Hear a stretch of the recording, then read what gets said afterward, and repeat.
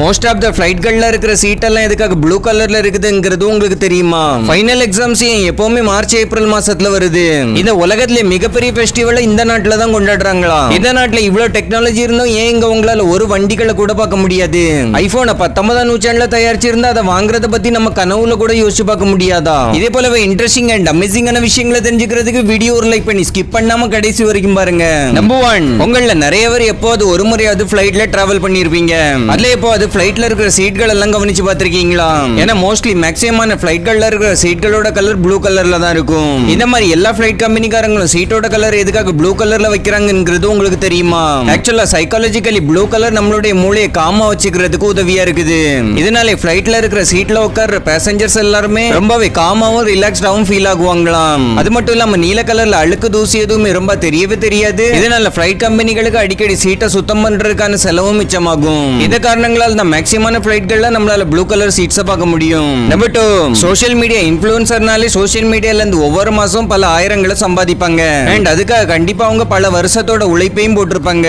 ஆனா இன்னைக்கு நம்ம எந்த மாதிரியான ஒரு சோஷியல் மீடியா இன்ஃப்ளூயன்சரை பார்க்க போறோம்னா அவங்க மாசத்துக்கு 75,000 இருந்து 1 லட்சம் ரூபாய் வரைக்கும் சம்பாதிக்கிறாங்களாம். அண்ட் அந்த சோஷியல் மீடியா இன்ஃப்ளூயன்சரோட வயசு வெறும் 1 தான். யுஎஸ்ஏ சேர்ந்த இந்த குட்டி பையனோட பேர் தான் பிரிக்ஸ். இந்த பையன் ஒரு வயசுக்குள்ள 40க்கும் அதிகமான ஃபிளைட்கள்ல டிராவல் பண்ணிட்டானாம். அண்ட் யுஎஸ்ஏல இருக்கிற 16 ஸ்டேட்களை இது வரைக்கும் சுத்தி பார்த்து முடிச்சிட்டான். இந்த குட்டி பையனோட அம்மா அப்பா இவனோட ஒவ்வொரு ட்ரிப்ல உள்ள போட்டோஸ் வீடியோஸ் எல்லாத்தையுமே சோஷியல் மீடியால போட்டு விட்டுட்டே இருப்பாங்களாம். அது மூலமா தான் இந்த சின்ன பையன் ஒவ்வொரு மாசமும் பணம் சம்பாதிச்சிட்டு இருக்கான். அண்ட் இந்த பையனோட சோஷியல் மீடியா ஃபேன் ஃபாலோவிங்கும் கொஞ்சம் பாருங்க, உண்மையாவே வேற லெவல் தான் சொல்லியாகணும். ஏன்னா அந்த பையனுக்கு சோஷியல் மீடியானால என்னன்னு தெரியாது, இப்பவே இவ்வளவு பாப்புலரா இருக்கிறான். நம்பர் 3, சிட்டி ஏரியாக்கள்ல எங்க பார்த்தாலும் பெரிய பெரிய பில்டிங்கள் தான் இருக்கும். இதனால அங்க இருக்கிற மக்கள் எல்லாருமே சுத்தி பார்க்கறதுக்காக ஊரை விட்டு வெளியே தான் போவாங்க. இதனால இந்த விஷயத்தை கவனத்துல வச்சு சைனால எந்த மாதிரியான ஒரு பில்டிங் உருவாக்கி இருக்காங்கன்னா அதை பார்த்து என்னடா இதுன்னு உண்மையாவே நீங்களும் ஆச்சரியமாயிருவீங்க. என்ன போட்டோல தெரியுற இந்த பில்டிங் சைனால இருக்கிற ஷங்காயில கட்டி இருக்காங்க. இந்த பில்டிங்கை சுத்தி பெரிய பெரிய மலைகள் இருக்கிற மாதிரி இருக்கும். அண்ட் இந்த மலை மாதிரியான அமைப்பு ஆர்டிபிஷியலா தான் உருவாக்கி இருக்காங்களாம். ஆனா தூரத்துல இருந்து பாக்குறதுக்கு ஊருக்குள்ள பெரிய மலைகளை கொண்டு வச்ச மாதிரி தான் இருக்கும். இதனால இந்த ஆர்டிபிஷியல் மலையும் பாக்குறதுக்கு நிறைய டூரிஸ்ட் மக்களும் வந்துட்டு போறாங்களாம். நம்பர் 4, உலகம் முழுவதுமே நிறைய வித்தியாசமான அண்ட் வினோதமான ஃபெஸ்டிவல்களை கொண்டாடுவாங்க. அந்த மாதிரியான ஒரு ஃபெஸ்டிவலை பத்தி தான் இன்னைக்கு நம்ம பார்க்க போறோம். இந்த ஃபெஸ்டிவல் பிரேசில்ல இருக்கிற ரியோ டி ஜெனைரோல பிப்ரவரியோட லாஸ்ட் வீக்ல ஸ்டார்ட் ஆகி மார்ச்சோட ஃபர்ஸ்ட் வீக்ல முடியுமா. வாரங்கள் முழுவதும் நடக்கிற இந்த ஃபெஸ்டிவல்ல ஒரு நாளைக்கு 20 லட்சம் பேர் கலந்து போகலாம். அதனால இந்த ஃபெஸ்டிவலை தான் இந்த உலகத்திலே மிகப்பெரிய கார்னிவல்னு சொல்றாங்க. இந்த கார்னிவல் ஃபெஸ்டிவலை முதல்ல 1723ல தான் தொடங்கி வச்சாங்க. அதுல இருந்து இன்னைக்கு வரைக்கும் இந்த ஃபெஸ்டிவல் செலிப்ரேட் பண்ணப்பட்டு தான் இருக்குது. அண்ட் இந்த ஃபெஸ்டிவல்ல உலகம் முழுவதும் இருந்து டூரிஸ்ட் மக்களும் வந்து கலந்து போகலாம். நம்பர் 5, இன்னைக்கு நம்ம ஒரு இடத்துல இருந்து இன்னொரு இடத்துக்கு நினைச்ச நேரத்துக்கு போகிறதுக்காக பைக், கார், பஸ் மாதிரியான வெஹிக்கிள்கள் அவைலபிளா இருக்குது. அண்ட் இந்த மாதிரியான வண்டி வசதி இந்த உலகத்துல இருக்கிற எந்த நாட்டுக்கு போனாலுமே நமக்கு கிடைக்க தான் செய்யும். ஆனா இந்த உலகத்துல இப்படியும் ஒரு இடம் இருக்குது, அங்க மக்களை ஒரு இடத்துல இருந்து இன்னொரு இடத்துக்கு கூட்டிட்டு போகிறதுக்கு வெறும் குதிரை வண்டியை தான் பயன்படுத்துவாங்களாம். அந்த இடம் மிச்சிகன்ல இருக்கிற மெக்கனே என்கிற ஒரு ஐலாண்ட்ல இருக்குது. இந்த ஐலாண்டுக்கு பிளைட்ல போய் இறங்கிக்கலாம். ஆனா அதுக்கப்புறமா எங்க போகணும்னாலும் குதிரை வண்டி தான் கிடைக்கும். ஏன்னா இந்த ஐலாண்ட்ல கார், பைக், பஸ் எல்லாத்தையுமே பேன் பண்ணி வச்சிருக்காங்களாம். ஏன்னா இந்த ஐலாண்டுக்கு வர்ற மக்களுக்கு பழங்காலத்து ஃபீலிங் கிடைக்கிறதுக்காக இந்த மாதிரி வச்சிருக்காங்களாம். அது மட்டும் இல்லாம இதனால அங்க உள்ள ஏரும் பொல்யூஷன் ஆகாம ரொம்பவே ஃப்ரெஷ்ஷான குவாலிட்டியான காற்று சுவாசிக்கிறது கிடைக்கும். நம்பர் 6, ஸ்கிரீன்ல தெரியுற இந்த ஒரு மேப் பாருங்க. இந்த மேப்ல உங்களால எந்த நாடுகள் எல்லாம் பார்க்க முடியுதோ இந்த எல்லா நாடுகளுக்குள்ளேயும் ஒரு விஷயம் மட்டும் காமனா இருக்குது. ஏன்னா இந்த எல்லா நாடுகளுக்குமே இந்தியா போலவே யூகே, அதாவது பிரிட்டிஷ்காரங்க கிட்ட இருந்து விடுதலை கிடைச்சிருக்குது. இந்த போட்டோ பார்க்கும் போதே நம்மளால புரிஞ்சிக்க முடியும் ஒரு நேரத்துல பிரிட்டிஷ் எத்தனை நாடுகள்ல ஆட்சி பண்ணி இருக்காங்கிறது. கிட்டத்தட்ட உலகத்தோட பாதி நிலப்பரப்பு அவங்களோட அண்டர்ல தான் இருந்திருக்குது.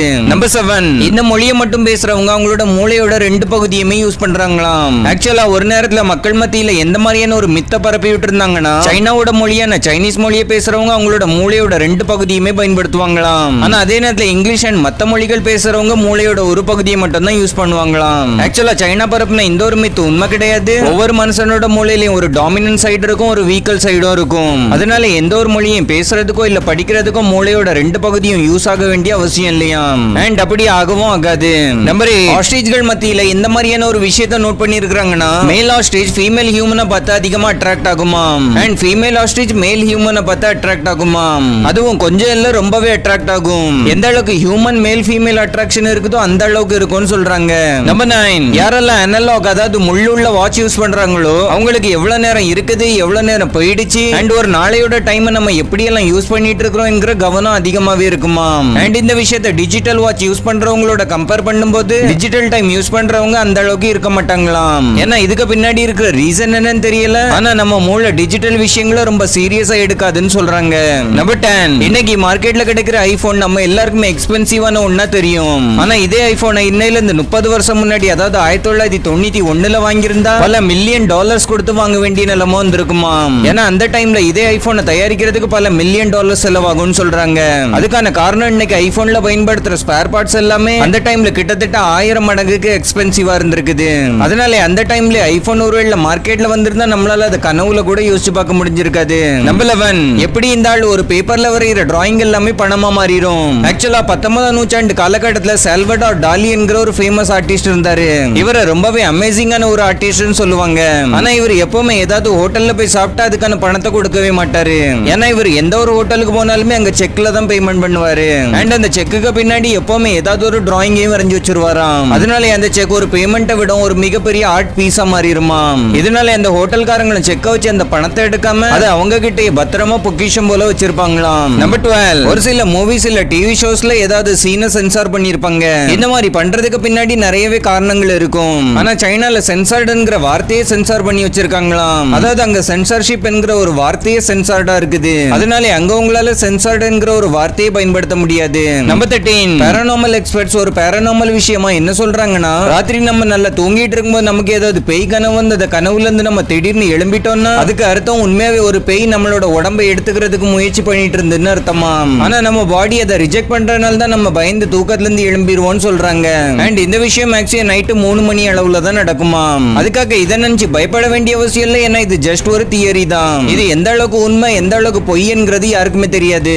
நம்பர் 14, நம்ம ஒவ்வொரு வருஷமும் ஸ்கூல் படிக்கும் போது ஸ்கூலோட ஃபைனல் எக்ஸாம் எதுக்காக மார்ச் இல்ல ஏப்ரல்ல வருதுங்கிறத யோசிச்சு பாத்திருக்கீங்களா? ஆக்சுவலா இதுக்கு பின்னாடி இருக்கிற காரணம் என்னன்னா, மனிதர்களுடைய மூளையை வெயில் காலத்தோட கம்பேர் பண்ணும்போது குளிர்காலத்துல நம்ம படிக்கிற எல்லா விஷயங்களுமே மூளையில எல்லாமே பதிஞ்சு நம்ம படிக்கிறதுக்கும் ஈஸியா இருக்கும்னு சயின்டிபிக்கலி ப்ரூவ் பண்ணிருக்காங்க.